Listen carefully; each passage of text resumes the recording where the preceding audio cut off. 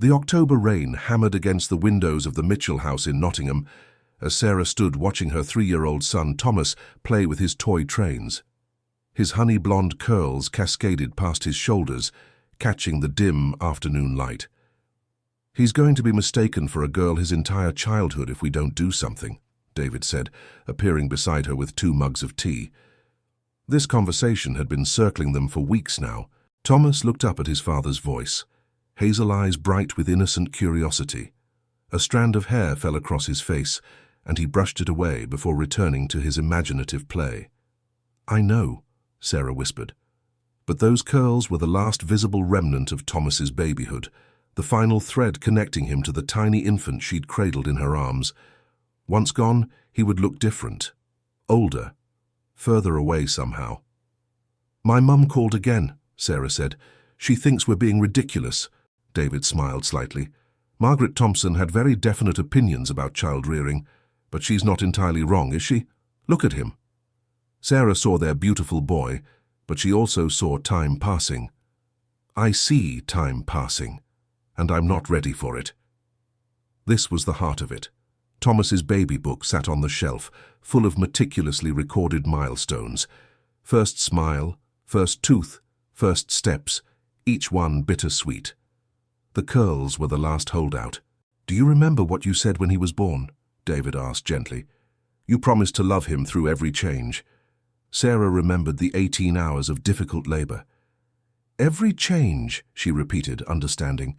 "Even the ones that break my heart a little." "Especially those," David confirmed, "because they mean he's growing." Thomas's tower of blocks fell with a clatter, and he laughed with pure delight. "This Saturday," Sarah said firmly, before she could change her mind. "The barber shop on Carlton Road." David took her hand. "Are you sure?" "No," Sarah admitted, "but I'll never be sure. So we just have to do it anyway." That evening, Sarah stood in Thomas's doorway watching him sleep, his curls spread across his pillow like golden threads. She walked quietly to his bedside and touched one curl, feeling its softness. "I love you through every change," she whispered. "Even this one." So check if you are already subscribed to this channel, because the stories we share here remind us we're never alone in our struggles, joys, and the beautiful moments that shape us across generations. The next morning arrived with unexpected sunshine. Sarah had slept poorly, and David had too. "Couldn't sleep either," she asked. "Kept thinking about my own first haircut," David said. "I cried so much the barber gave me a lollipop." They found Thomas already playing with his cars. Sarah sat beside him. "Can Mummy and Daddy talk to you about something special?" Thomas looked suspicious. "What special?" "You're getting to be such a big boy," David said. 3 years old. And big boys sometimes get proper haircuts, like Daddy goes to the barber shop. Thomas's hand immediately went to his hair. "No, I like my hair." "It's getting in your eyes when you're playing," Sarah said gently, "and you'd look like Daddy. Very handsome." "Will it hurt?" "Not at all," David assured him. "Special scissors that just tickle, and you sit in a big chair. Some chairs are shaped like rockets." "Rockets?" Thomas's eyes widened. "Maybe," Sarah said. "And afterwards, ice cream. Chocolate?" 2 scoops, David promised. "Okay," Thomas said finally. "But can I keep some of my hair? In a box?" The request was so sweet that tears sprang to Sarah's eyes. "Of course, darling. We'll save your beautiful curls forever." The week passed in a blur. Sarah took photographs from every angle, capturing how his curls moved when he ran, how they framed his face. She researched first haircut traditions worldwide, discovering this ritual was significant in many cultures. Wednesday brought her mother's visit. Margaret set her Tupperware containers down and sighed knowingly. "You're still fussing about this haircut." "Times were different when you raised us, Mum."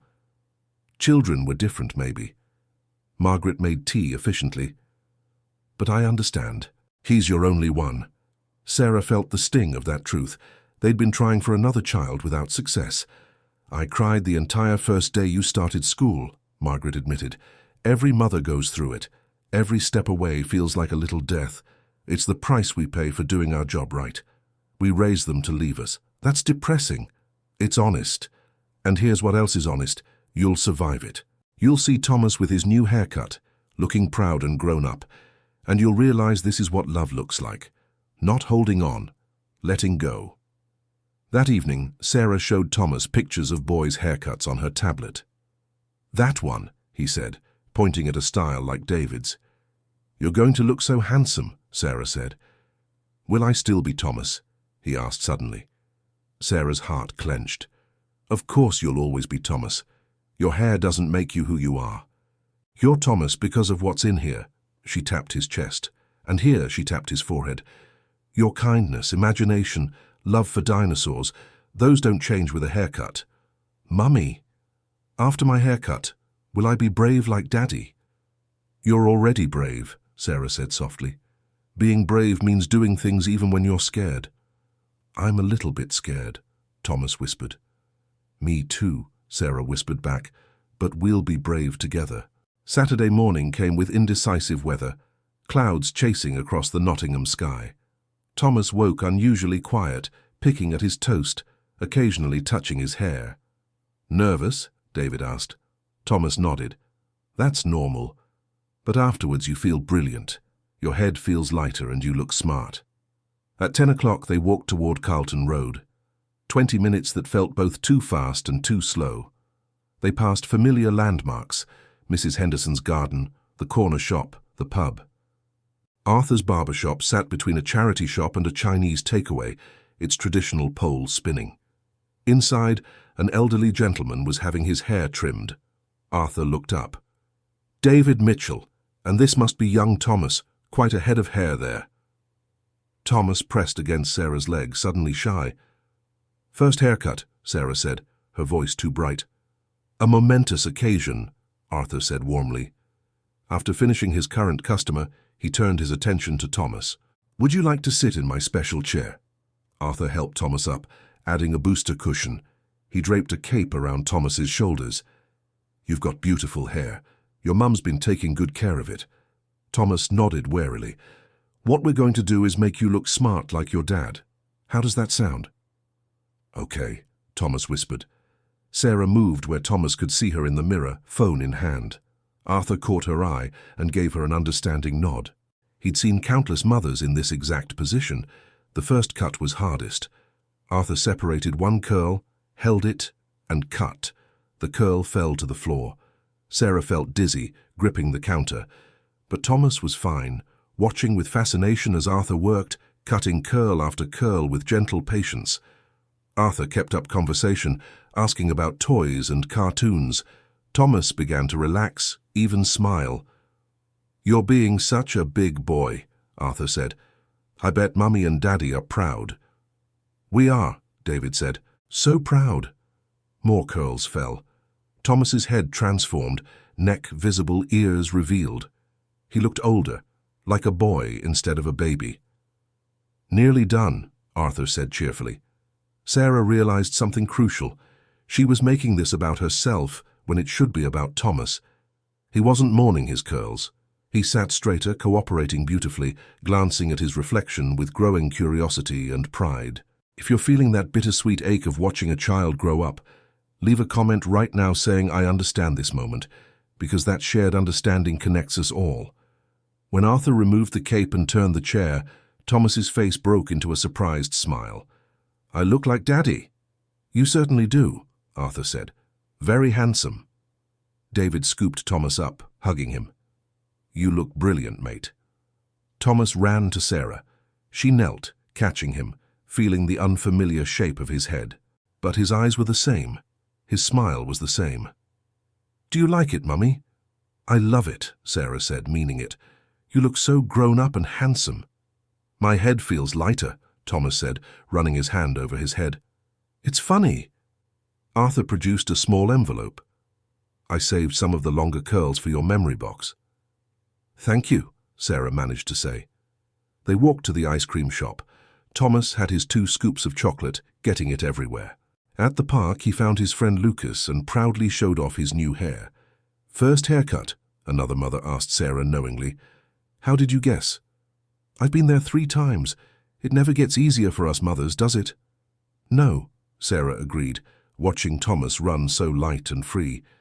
But they're always fine. That afternoon, Sarah sat alone with the envelope from Arthur's. She carefully opened it. Inside were 3 perfect curls, impossibly soft, impossibly golden. Touching them made her throat tighten. David appeared with a small wooden box. "I thought you might want something better than that envelope." The box was beautiful, dark cherry with brass hinges. On the lid, "Thomas, age 3, first haircut." "When did you—" "Last night after you fell asleep." Sarah placed the curls in the box and closed the lid. That finality felt both devastating and cathartic. From upstairs, "And then the nice man went snip, snip, snip, and all my hair fell down like rain." "He's so proud," Sarah said. "That's because we made him feel safe," David replied. "That's good parenting." "He's growing up." "He is, and we're going to keep letting him grow." David took her hand. "First haircut today, first day of school next year. Each one will feel hard for us, exciting for him. How do we keep letting go? We acknowledge it's hard, we feel sad, but we focus on what we're gaining, a stronger, braver child. We love him enough to let him become his own person." Later, tucking Thomas into bed, Sarah ran her hand over his short hair. "Mummy, was I good at the barber shop?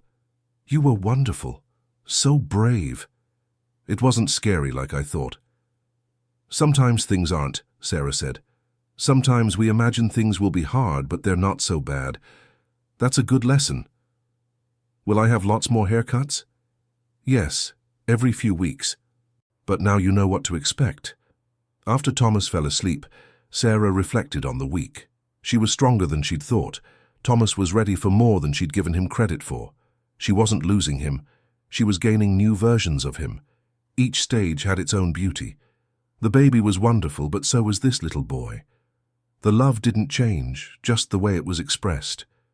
The week following the haircut brought unexpected changes that had nothing to do with Thomas's appearance, and everything to do with Sarah's shifting perspective. She noticed things she'd been too wrapped up in her own feelings to see clearly before. On Monday, when she dropped Thomas at nursery, his teacher, Mrs. Patterson, immediately commented on the haircut. "Don't you look smart?" she said warmly. But it was Thomas's response that caught Sarah's attention.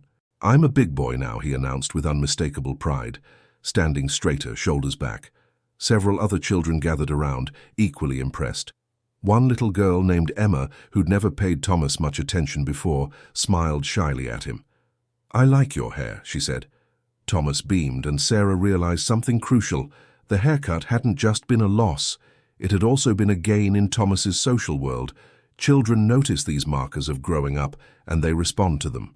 Thomas had crossed some invisible threshold in his peer group's estimation, simply by looking more like them.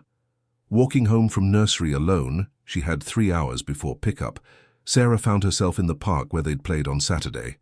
The climbing frame where Thomas loved to play stood empty in the morning quiet. She sat on a bench, pulling out her phone and scrolling through the photos from the barber shop. There was one particular photo that stopped her. It captured the exact moment when Arthur had made that first cut, when that initial curl had fallen to the floor. Thomas's face in the mirror showed concentration, but not fear, and behind him, partially visible in the reflection, Sarah could see her own face. She'd expected to see anguish there, the emotion she'd been feeling, but instead, she saw love. Pure, uncomplicated, fierce love. She forwarded the photo to David with a simple message. "Look how much we love him." His reply came quickly. "Always have, always will, that's the constant." Sarah thought about that word, constant. In a world of changes, physical, emotional, circumstantial, what remained constant? Love, trust, the commitment to show up day after day, through every transition and transformation. Her phone rang. It was her sister Lucy, calling from London. Lucy was 2 years younger than Sarah, child-free by choice, and had often been bewildered by Sarah's intense maternal devotion. "Mum told me about the haircut drama," Lucy said without preamble.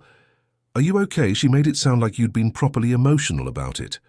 "I was," Sarah admitted, feeling no need to pretend otherwise with her sister. "But I'm okay now. Better than okay, actually." Good, because I thought you might be losing it a bit, Lucy said with typical bluntness. I mean, it's just hair, isn't it? Sarah smiled. A week ago, that comment would have irritated her. Now she understood it for what it was. Lucy's perspective, valid in its own way but different from her own. It wasn't really about the hair, she explained. It was about accepting that he's growing up, that I can't keep him little forever, no matter how much part of me wants to. But you don't really want to keep him little forever, Lucy pointed out. You want him to grow up healthy and strong and independent, don't you? Of course I do. Well then, Lucy said, as if this settled everything. Growing up is what he's supposed to do. You're not losing anything. You're just getting a different version. It was essentially what David had said, what Sarah herself had concluded, but hearing it from Lucy, pragmatic, unsentimental Lucy, somehow reinforced the truth of it. When did you get so wise about parenting? Sarah asked with amusement. I'm wise about lots of things, Lucy replied. People just don't realize it because I haven't got kids. But honestly, Sarah, from the outside looking in, you're doing brilliantly. Thomas is wonderful. You're wonderful. Stop being so hard on yourself about every little thing. After they hung up, Sarah remained on the bench watching clouds drift across the grey Nottingham sky. Stop being so hard on yourself. How much of her anxiety about Thomas growing up was actually about her own perceived inadequacy as a mother, about feeling that if she didn't perfectly navigate every milestone, she was somehow failing him. She thought about the mothers at nursery pickup, the ones who always seemed so effortlessly put together, while Sarah often felt she was barely keeping things organized. But she'd noticed something lately. Those mothers had struggles too. They just weren't visible. One was going through a difficult divorce. Another was dealing with her own mother's illness. A third had just lost her job. Everyone was fighting private battles while trying to appear capable and calm. Maybe the real wisdom was in accepting imperfection, in understanding that loving your child meant making mistakes sometimes, feeling overwhelmed sometimes, grieving the passage of time sometimes, and that all of this was perfectly normal and human. Tuesday brought a visit to David's parents' house in West Bridgford. Graham and Eleanor Mitchell had been married for 42 years and had raised 3 sons with what appeared to Sarah to be remarkable ease, though Eleanor assured her it hadn't felt easy at the time. When they saw Thomas, Eleanor clasped her hands together with delight. Oh, doesn't he look handsome, just like David at that age? Graham, who was in his late 60s and had worked as a civil engineer before retirement, knelt down to Thomas's level. Very smart, young man. You look like you're ready for big school now. I'm going to big school next year, Thomas informed him solemnly. Reception class. Are you indeed? Graham said with matching seriousness. Well, you'll need to know lots of important things. Do you know how to tie your shoelaces yet? Thomas shook his head, and Graham spent the next 15 minutes teaching him the basics, using his own shoes as demonstration. Sarah watched this with a mixture of tenderness and something like envy.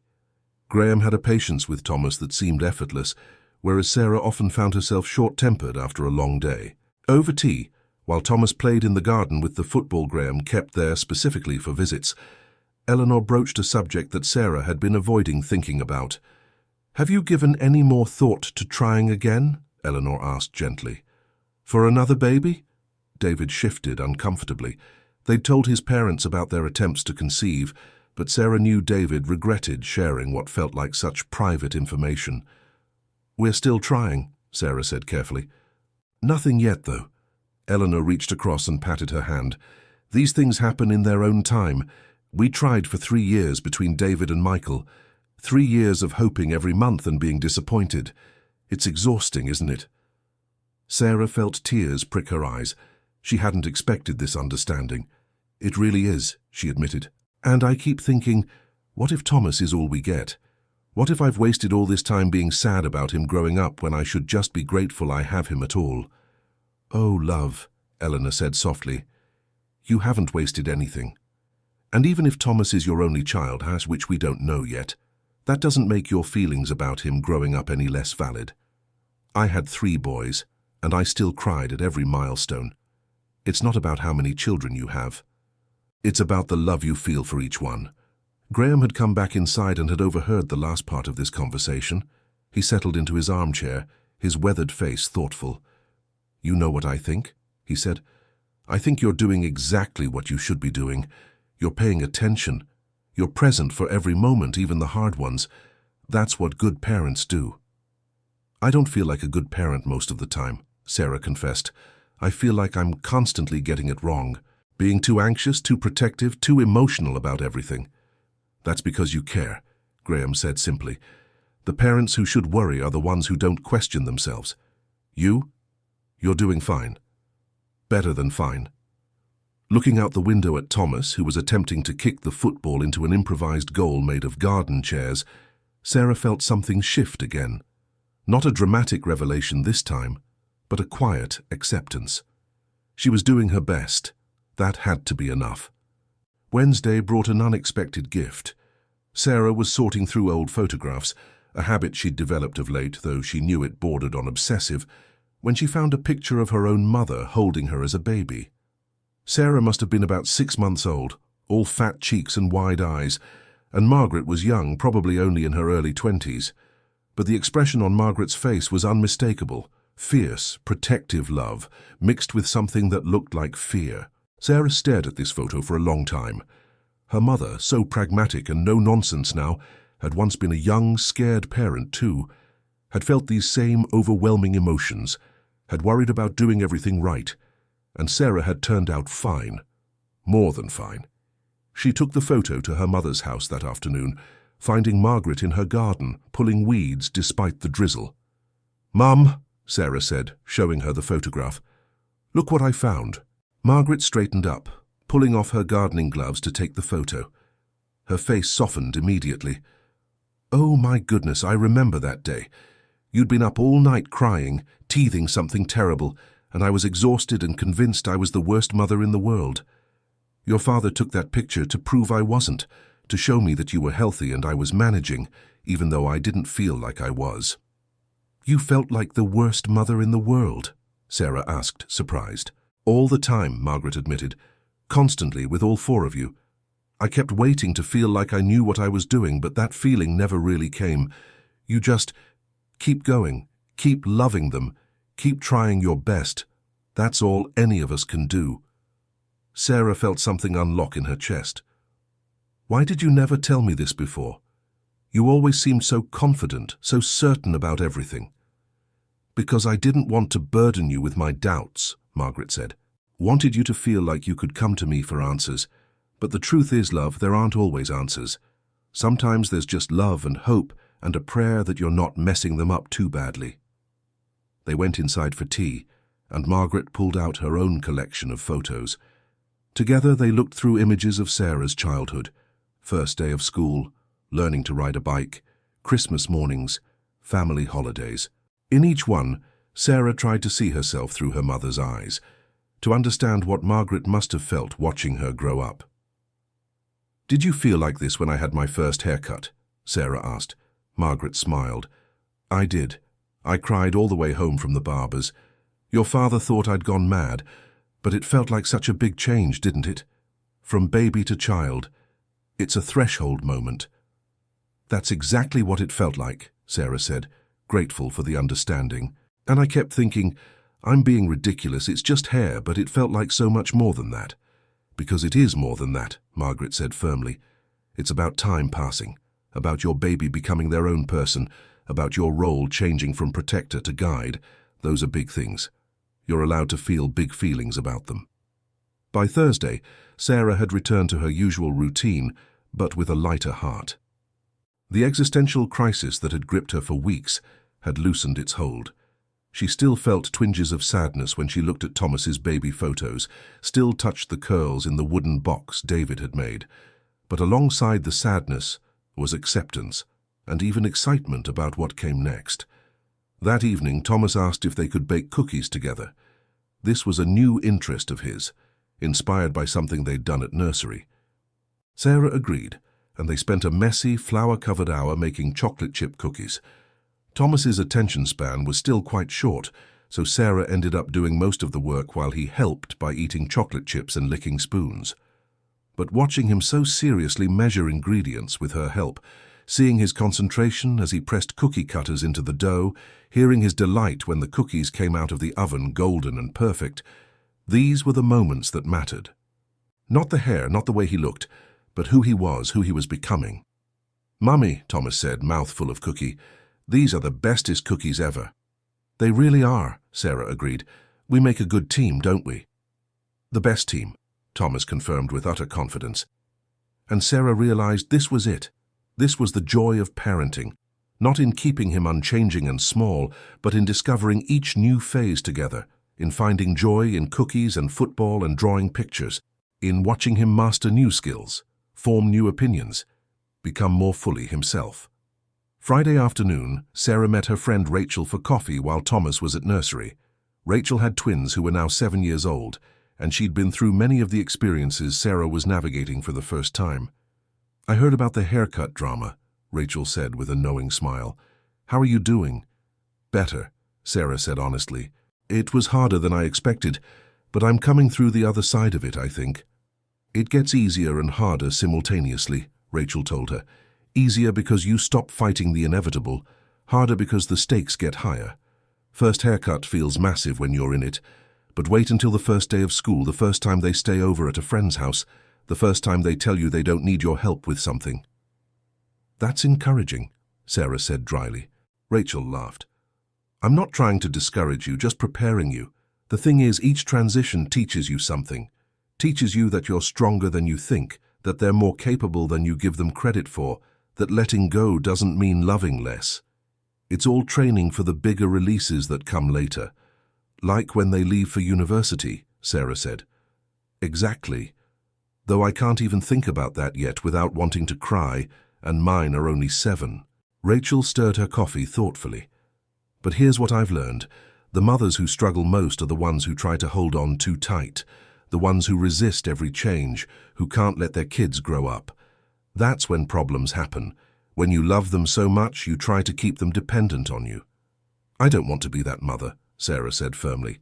"You won't be," Rachel assured her, "because you're self-aware. You recognize your feelings, you work through them, and then you move forward. That's the mark of a good parent, not someone who doesn't struggle, but someone who struggles and grows from it." These conversations throughout the week had built something in Sarah, a framework for understanding not just this transition but all the ones that would follow. She was developing a vocabulary for her feelings, a support system that understood, and most importantly, a trust in herself and in Thomas that they would navigate future changes together. 2 weeks after the haircut, Sarah found herself in the attic on a rainy Sunday afternoon. Thomas was watching a film downstairs with David, and she told herself she was looking for the Christmas decorations, even though it was only October. Really, she was looking for the box. She found it exactly where she'd stored it 3 years ago, a large plastic container labeled Sarah Childhood. Inside were the remnants of her own youth, school reports, certificates, a few favorite books, some photographs. And at the bottom, wrapped carefully in tissue paper, was a small cloth bag. Sarah lifted it out with trembling hands. She knew what was inside. Her mother had told her about it years ago, but she'd never actually looked. Now sitting on the dusty attic floor with rain drumming on the roof, she opened the bag. Inside were locks of hair, 4 different bundles, each tied with a different colored ribbon. The first 3 were clearly different shades of baby hair, light brown, blonde, auburn. Sarah recognized them as belonging to her and her siblings. But the 4th bundle was different, pure silver gray. She touched it gently, confused. Then she noticed a small note tucked into the bag, written in her grandmother's handwriting. "Margaret's first haircut, age 3. My mother's hair, saved when she passed. The Mitchell family's tradition, passed down." Sarah stared at this note, her mind reeling. Her grandmother had saved Margaret's baby hair, and her great-grandmother's hair had been saved too.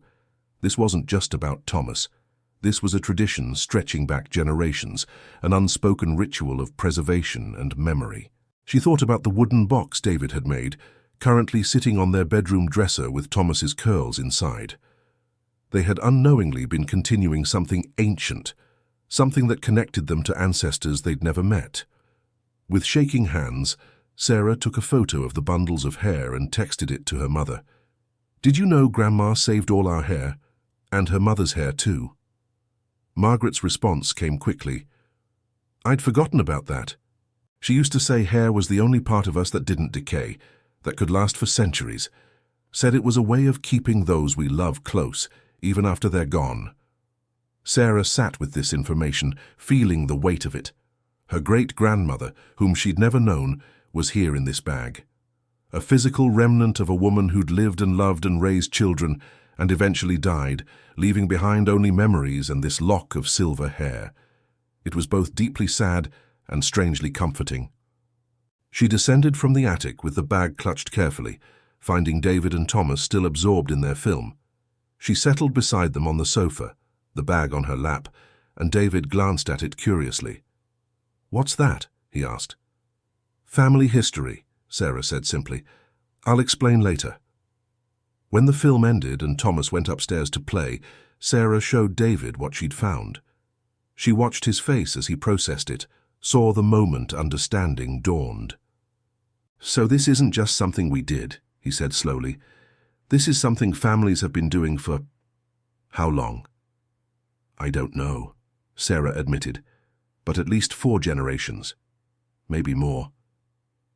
"That's incredible," David said, touching the bundles gently. "And it makes what we did with Thomas feel different, doesn't it? Not like we were being sentimental or silly, like we were honoring something important." "Exactly," Sarah said, relieved he understood. "It's not about holding on in an unhealthy way. It's about preserving connection, about saying you were here, you mattered, you matter still." That evening, after Thomas was in bed, Sarah and David sat together at the kitchen table with both boxes, the old cloth bag and the new wooden box. They laid out all the hair, the 4 bundles from Sarah's family, and Thomas's golden curls. "We should write it down," Sarah said suddenly. "The dates, the names. So when Thomas is older, he knows what this is, so he can continue it with his own children if he wants to." David fetched paper and pen, and together they created a simple record. Margaret Thompson, née Harrison, first haircut, age 3, 1951. Elizabeth Harrison, Margaret's mother, hair saved at death, 1982. Sarah Mitchell, née Thompson, first haircut, age 3, 1988. Peter Thompson, first haircut, age 3, 1986. Lucy Thompson, first haircut, age 3, 1990. Michael Thompson, first haircut, age 3, 1992. Thomas Mitchell, first haircut, age 3, 2025. Looking at this list, Sarah felt something shift in her. Understanding. The haircut hadn't been an end. It had been an entry point into a story much larger than herself. Thomas was part of a lineage, a chain of lives connected not just by blood, but by these small acts of preservation and memory. "Should we tell him?" David asked. "About this tradition?" "Not yet," Sarah decided. "He's too young to understand. But when he's older, maybe when he has his own children, we can show him this. Explain that these small rituals matter. That keeping bits of hair isn't weird or morbid, it's sacred. It's a way of saying that people matter, that their lives leave traces that endure." Over the following weeks, Sarah found her relationship with Thomas's growing up had transformed. She still felt twinges of sadness at certain moments, when she packed away clothes he'd outgrown, when he casually mentioned wanting to do something by myself without her help. But underneath the sadness was a deeper understanding. This was how it was meant to be. She watched other mothers at nursery pick up, the ones who had older children already in primary school, and she saw her future self in them. They navigated the hellos and goodbyes with practiced ease, the letting go so familiar it had become routine, but she also saw the love in their eyes, unchanged despite the passing years. One afternoon in early November, Sarah and Thomas were walking home from nursery when they passed Arthur's barber shop. Thomas had been once since the first haircut, and it had been routine, unremarkable. But today, something made Sarah stop. "Want to pop in and say hello to Arthur?" she asked. Thomas shrugged with typical 3-year-old indifference, but they went in anyway. Arthur was sweeping up after a customer, and his face lit up when he saw them. "Young Thomas," he exclaimed. "Looking smart as ever. Need a trim today?" "Not today," Sarah said. "We were just passing and wanted to say hello." Arthur set aside his broom and came to crouch beside Thomas. "You know," he said conversationally, "I've been cutting hair in this shop for 43 years. I cut your daddy's hair when he was your age, and his daddy's hair before that. That's a lot of haircuts." "Did you save everyone's hair?" Thomas asked with childlike directness. Arthur laughed. No, but I remember all the first haircuts. Those are special. Years from now you'll probably come in here with your own son or daughter, and we'll give them their first haircut, and you'll remember sitting in that chair, feeling nervous but brave. That memory will stay with you. Sarah felt tears prick her eyes. Arthur was right. This wasn't just about her letting go of Thomas's babyhood. It was about Thomas forming his own memories, his own stories that he would carry forward into his own adulthood. "Thank you, Arthur," she said quietly, "for understanding how important this was." "Oh, love," Arthur said gently, "I've watched 3 generations of this neighborhood grow up. I know all about it being important. These aren't just haircuts, they're moments. They're threads in the fabric of a life." Threading back out into the grey November afternoon, Thomas skipping ahead on the pavement, Sarah thought about Arthur's words. Threads in the fabric of a life. That's what all these moments were. Birth and first words and first steps and first haircuts and everything that would come after. Each one a thread, individually small but collectively creating a tapestry of a life lived, a childhood experienced, a person becoming. At home that evening, David was making dinner while Thomas drew pictures at the kitchen table. Sarah watched them both, these 2 people she loved more than anything, and felt overwhelming gratitude. Not just for what was, but for what was becoming. For the grace to understand that change wasn't loss but transformation, that letting go was an act of love, perhaps the most profound act of love. "Mummy, look," Thomas called, holding up his drawing. It was a stick-figure representation of a boy with very short lines for hair. "It's me, I'm a big boy." "You certainly are," Sarah said, kissing the top of his head, his lighter, more easily kissed head. "The biggest, bravest boy I know." That night, after Thomas was asleep, Sarah retrieved the wooden box from her dresser and the cloth bag from the attic. She sat on her bed, surrounded by generations of preserved hair, and understood finally what it all meant. It wasn't about clinging to the past. It wasn't about refusing to let children grow up. It was about honoring the passage of time while acknowledging that some essence of who we are remains constant. Thomas at 3 months, Thomas at 3 years, Thomas at 30. He would always be her son, always be the person she'd promised to love through every change. The hair in these boxes wasn't a shrine to what was lost. It was a testament to what endured, connection, love, the simple fact of having been. Her great-grandmother, whom she'd never met, had existed, had been 3 years old once, had probably been nervous about her first haircut. That long-ago moment connected directly to this present moment, an unbroken chain of human experience. Sarah added her note to the collection, carefully recording the information so future generations would understand. Thomas Mitchell, age 3, first haircut, October 2025. Saved by his mother Sarah, who learned through this simple act that love isn't about holding on, but about honoring each moment while letting it go. May whoever reads this understand. These small rituals connect us across time. They say that people matter, that moments matter, that the ordinary passages of life deserve to be marked and remembered. This is not the hair of sorrow, but of celebration. Not an ending, but a waypoint on a journey. May Thomas's children and their children know that they come from a line of people who paid attention, who noticed when things changed, who understood that growing up is both loss and gain, both ending and beginning. May they know they are loved across time, across generations, connected by these simple threads of human hair and the infinite threads of human love. She carefully stored everything together, the old and the new, the past and the present, and returned the boxes to their places. Tomorrow, Thomas would wake up and demand pancakes for breakfast. He would argue about which shoes to wear. He would tell her elaborate stories about his imaginary dinosaur friend. He would be 3 years old, growing and changing and becoming just as he should. And Sarah would meet him there in each moment, neither clinging to what was past nor fearing what was to come, just present, just loving, just being his mother through every change, every threshold, every sacred rite of growth. Because that was what she'd promised, holding him for the first time 3 years ago. I promised to love you through every change. It was a promise she would keep, not just for Thomas, but for herself. Not just for today, but for all the tomorrows that stretched ahead, each one holding its own moments of letting go and holding on, its own rituals of love and loss and transformation. The first haircut had taught her that. A simple act, scissors meeting curls, hair falling to the floor, had opened up understanding about the nature of love, the passage of time, the way we honor what matters while releasing it into the world.